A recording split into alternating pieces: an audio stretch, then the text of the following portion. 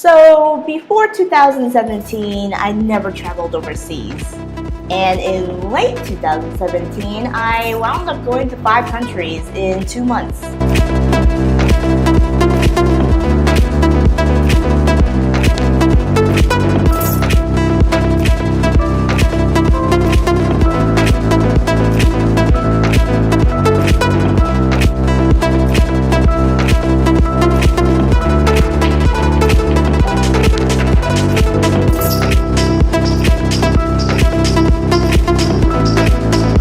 I took 3 semesters of art history in college, even though the credits weren't going to contribute to my major at all. And the Renaissance period was my favorite. So I was psyched to go to Italy with my friend Rebecca.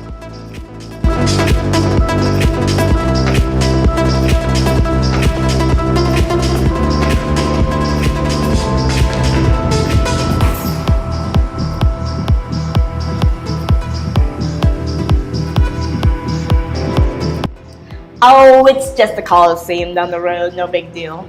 The first thing we did was take a food tour in the Jewish ghetto of Rome. It was cool because we got to see an area that not a lot of tourists are even aware of. Established in 1555, the ghetto was a walled area that frequently flooded. The Jewish community had limited rights to property, so the area was incredibly impoverished. One thing we learned was during World War II, the Nazis actually came to the Jewish ghetto in Rome. And they ordered everyone to bring all their gold that they had, or else they were going to arrest them and take them away to the concentration camps. So the citizens of this ghetto actually came together and collected all the gold they had. They handed it over to the Nazis, and the Nazis still arrested them. In the cobblestone roads, you'll actually see these golden plates to memorialize the Jewish people who lost their lives during World War II. Despite the persecution, the benefit of this little community was that the walls did allow the Jewish community to practice their religion without much interference throughout history. The small area was rich with history and food. Yeah, I know, right? He said, can I put the wine that the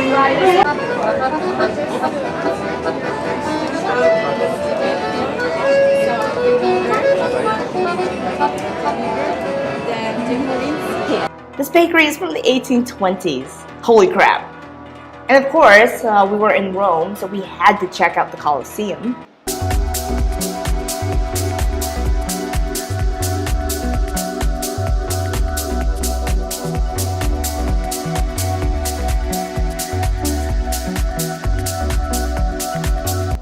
That morning was brutal. We were woken up by a call from the concierge. First thought I had waking up was, oh crap. Apparently we overslept. So we brushed our teeth, threw on some clothes, and just literally ran to the Colosseum. The Colosseum was insanely huge.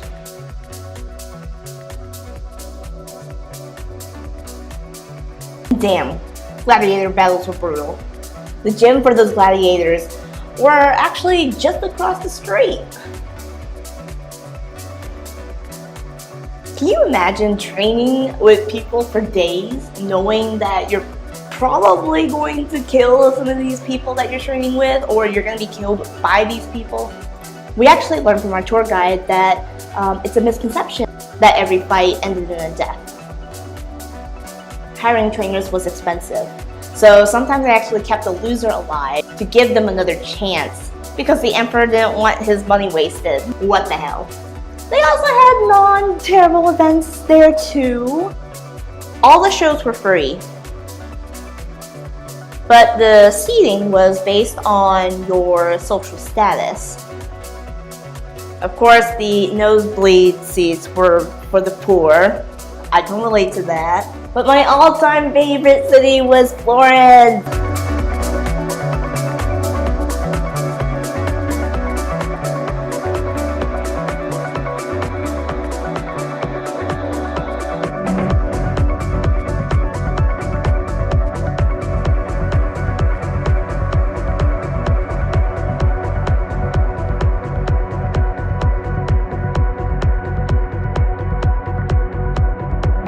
my art history classes were flashing back before my eyes. It was so cool to see them in real life.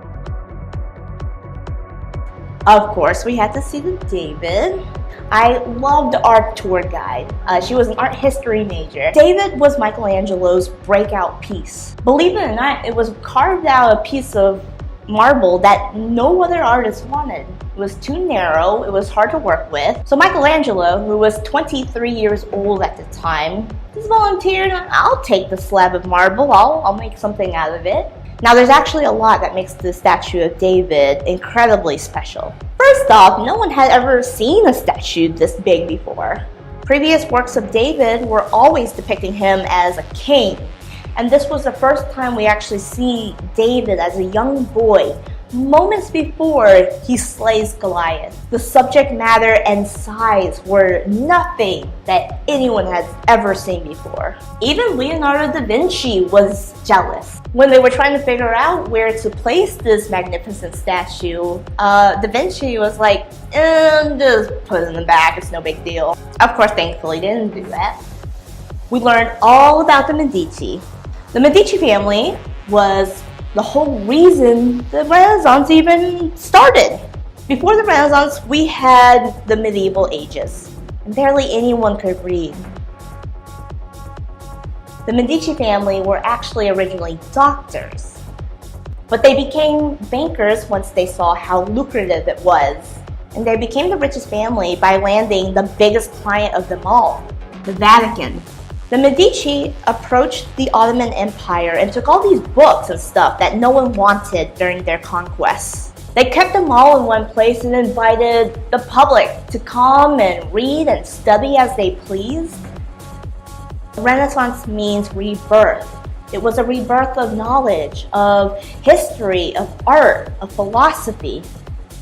And it was just unbelievable to be standing in the place where everyone came together and studied this stuff.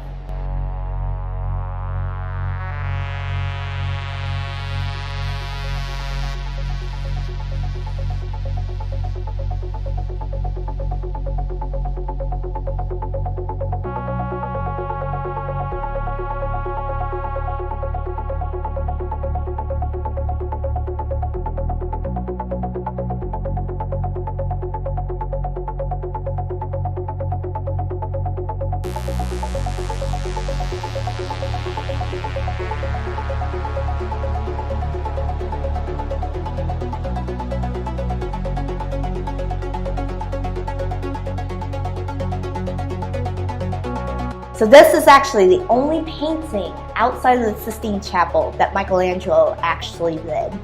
Someone begged him and paid hella bucks to do a painting of Mary, Joseph, and Jesus. He depicted the Holy Family in a way that's never been done before. Mary had always been depicted in a regal fashion, donned with a crown, and they always look so austere. But here, the family is actually depicted as an actual family. In common folk clothing, they were barefoot and on the ground instead of up on a throne. And in the background are naked figures. Michelangelo actually inserted those as a homage to the pagan traditions that Christianity is based on. And those figures were the reason why the purchase was canceled. The buyer was like, how could you do this? How could you paint the royal family like this? Michelangelo also inserted those nude figures in the background to really drive home the fact that he did not want to do this painting. Of course, Michelangelo is a celebrity at this point, and people loved it and loved how risque it was. The buyer then decided to come crawling back trying to buy the painting from him again, and Michelangelo doubled the price.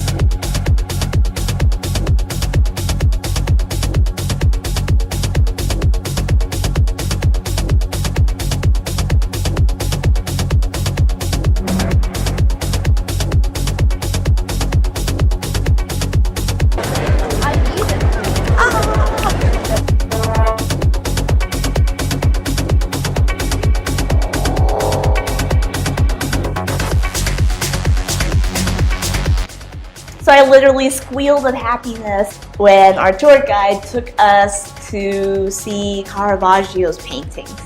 Caravaggio was the greatest of all time. Art history lesson. Normally, Shield depicted a petrified, beheaded Medusa. But Caravaggio did something different and shocking by depicting her in her final seconds of life. You'll notice that this Medusa is not very feminine. That's because the face is of Caravaggio himself. So I have a strange fear of beheadings, yet I tend to gravitate towards art that depicts them. I don't know. This painting was done by one of Caravaggio's followers, Artemisia. Women were not allowed to paint, but she spent her time painting and studying the old masters of the Renaissance. Well, her family was so furious that her uncle raped her to punish her. And when she went to her father about it, he cut 2 of her fingers off so that she could never paint again. She ran away to Florence to become a painter. She studied under Caravaggio heavily and used his Judith painting as reference for this one. And if you look at the faces, that man's face is the face of either her uncle or her father. I just wanted to be like, you go, girl!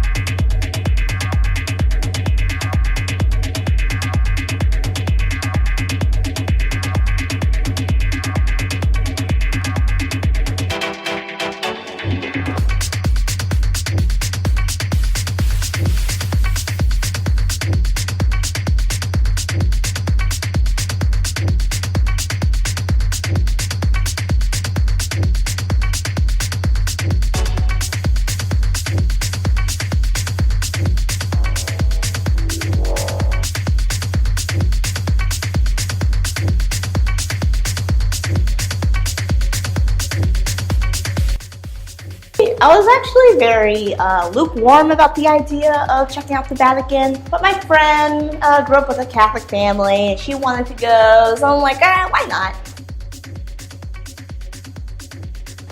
I ended up liking it a lot more than I thought I would. It was full of some of my absolute favorite pieces of art, and the Pope be ballin'.